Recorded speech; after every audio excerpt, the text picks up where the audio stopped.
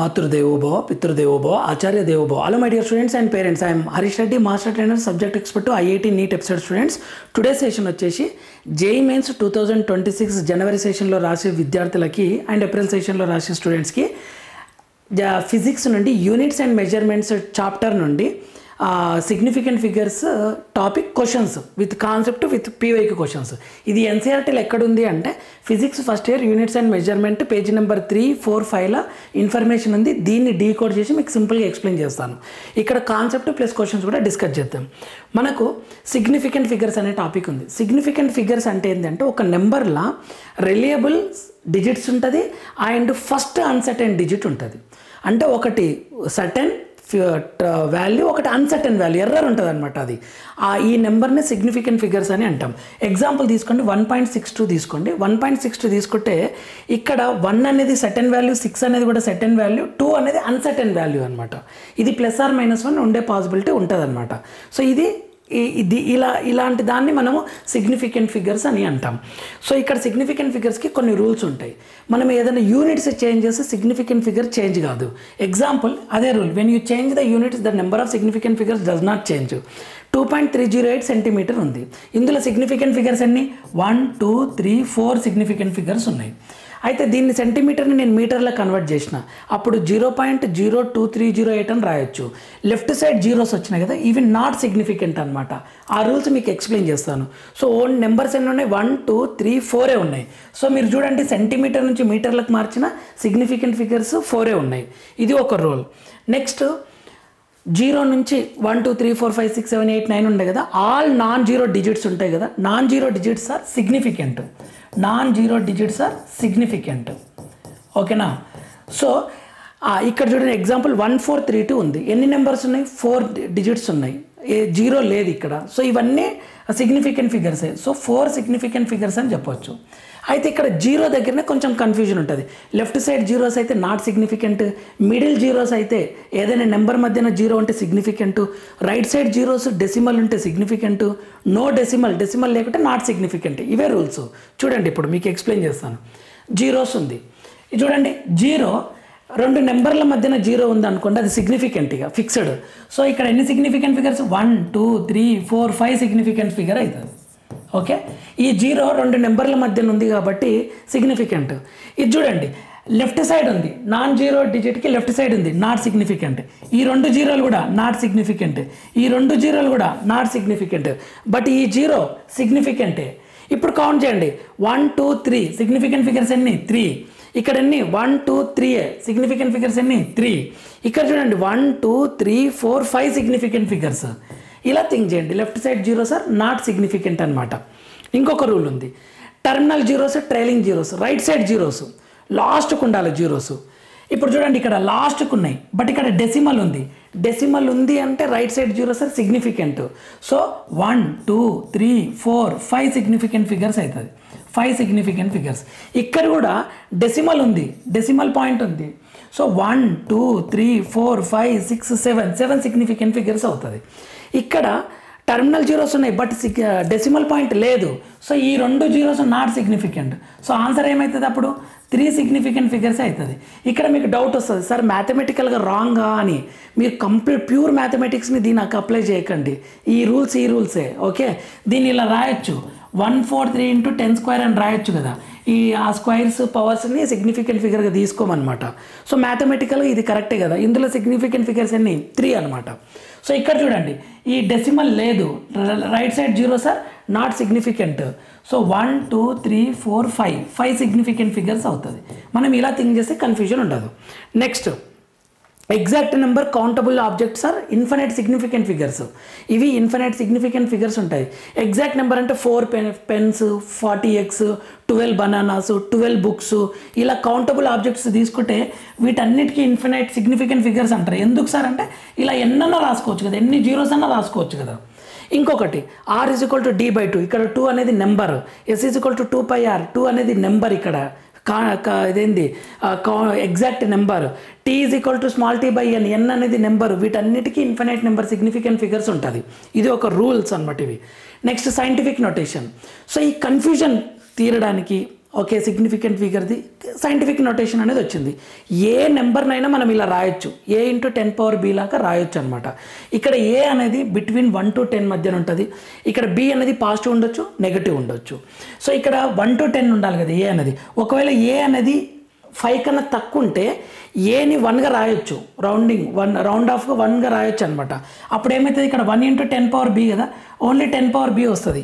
ఈ bని order of magnitude అంటారు. Okay, a <= 5 అయితే b అనేది ఆర్డర్ ఆఫ్ మ్యాగ్నిట్యూడ్ అంటారు దీన్ని. ఇక్కడ a అనేది 5 కన్నా ఎక్కువ 10 కన్నా తక్కువ ఉంటే ఏని 10గా రాయొచ్చు. ఇది ఎన్సీఆర్టీలో ఉంది, పీవైకి క్వశ్చన్ కూడా ఉంది. a = 10గా రాయొచ్చు. 10 × 10⁻b అయితే ఏమవుతుంది, 10⁻b+1 అవుతుంది. సో అప్పుడు b+1 అనేది ఆర్డర్ ఆఫ్ మ్యాగ్నిట్యూడ్ అంటారు. ఇక్కడ చూడండి, 5 a <= 10కి b+1 అనేది ఆర్డర్ ఆఫ్ మ్యాగ్నిట్యూడ్ అవుతుంది. a <= 5 అయితే b అనేది ఆర్డర్ ఆఫ్ మ్యాగ్నిట్యూడ్ అవుతుంది. కన్ఫ్యూజ్ కాకండి. ఇక్కడ సింపుల్గా చెప్తా చూడండి, ఒక ఆబ్జెక్ట్ 1 ఉంది, ఇంకొకటి 10² ఉంది. అంటే ఇది 100 టైమ్స్ ఎక్కువ కదా, మనం ఇదేమో 1 అదేమో 100. అట్లా ఆ స్క్వేర్ని బట్టే కదా మనము ఎంత ఎక్కువ ఉందని చెప్తున్నాం. ఇది 10 ఉంది, 10² ఉంది. ఇది 10, అది 100, అంటే 10 టైమ్స్ ఎక్కువ కదా, అలా చెప్పొచ్చు అనమాట. ఓకే, అలా థింక్ చేయండి.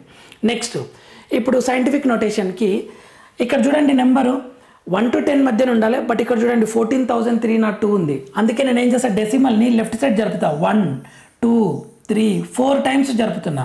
1.4302 143 లెఫ్ట్ సైడ్ 4 టైమ్స్ డెసిమల్ జరిపితే 10⁻4 అని రాయొచ్చు.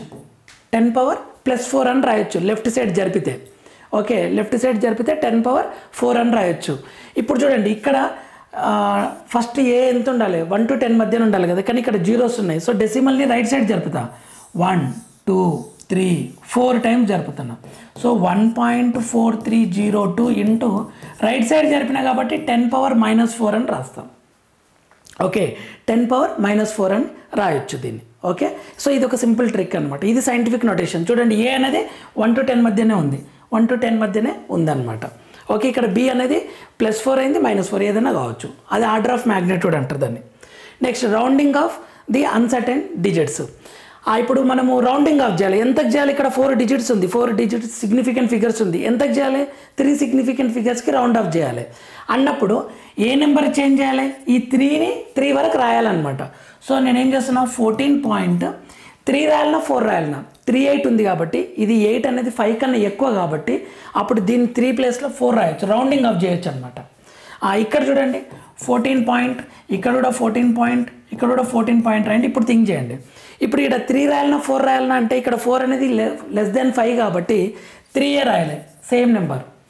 ఇక్కడ చూడండి 5 ఉంది, ఎగ్జాక్ట్ 5 ఉంటే ఈవెన్ నెంబర్ ఉందనుకోండి, if preceding number is even number no change, as it is అదే రాయాలి. If preceding number is odd number, ఇది 5 ఇది ఆడ్ నెంబర్ ఉంటే ఏం చేయాలి, ఒక డిజిట్ ఇంక్రీజ్ చేయాలి. సో 14.4 ఇలా మనం రౌండింగ్ ఆఫ్ చేయాలన్నమాట, చేయొచ్చు. ఓకే, 14.38 ఉంటే 14.4 రాయొచ్చు, 14.34 అంటే 14.3 రాయాలి, 14.45 అంటే ఇది 4 ఈవెన్ నెంబర్ కాబట్టి యాస్ట్ ఈజ్ రాస్తున్నా, 3 ఆడ్ నెంబర్ కాబట్టి ఒకటి ఇంక్రీజ్ చేయొచ్చు అనమాట. ఇది రూల్స్, అన్ని ఎన్సీఆర్టీ రూల్స్ ఇవి. Next, rule for addition and subtraction. మనం ఏదైనా అడిషన్ సబ్ట్రాక్షన్ చేసినప్పుడు ఒక రూల్ ఫాలో అవ్వాలి. Result should reported as least number digits to the right side of the decimal point. ఈ డెసిమల్ పాయింట్కి రైట్ సైడ్ ఎన్ని ఉన్నాయి, ఇక్కడ 1 డిజిటే ఉంది. డెసిమల్ పాయింట్కి రైట్ సైడ్ ఎన్ని ఉన్నాయి, ఇక్కడ 2 డిజిట్సే ఉన్నాయి. డెసిమల్ పాయింట్కి రైట్ సైడ్ ఎన్ని ఉన్నాయి, 3 ఉన్నాయి. సో ఆన్సర్లు ఎన్ని ఉండాలి, లీస్ట్ ఉండాలి. లీస్ట్ నెంబర్ డిజిట్స్దే తీసుకోవాలన్నమాట. లీస్ట్ నెంబర్ డిజిట్స్ ఎన్ని ఉన్నాయి, 1 ఉంది. అంటే మనకు వచ్చిన ఆన్సర్లా డెసిమల్ తర్వాత 1 డిజిటే ఉండాలి.